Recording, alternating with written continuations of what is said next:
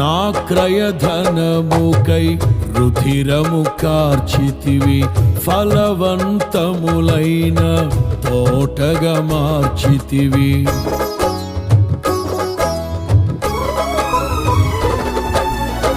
నా క్రయధనముకై రుధిరము కార్చితివి, ఫలవంతములైన తోటగా మార్చితివి.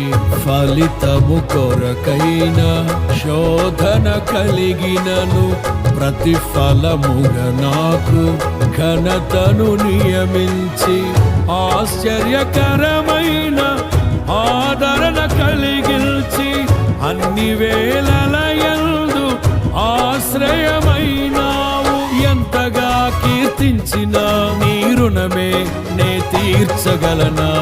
ఇదే కదా నీలో పరవశం.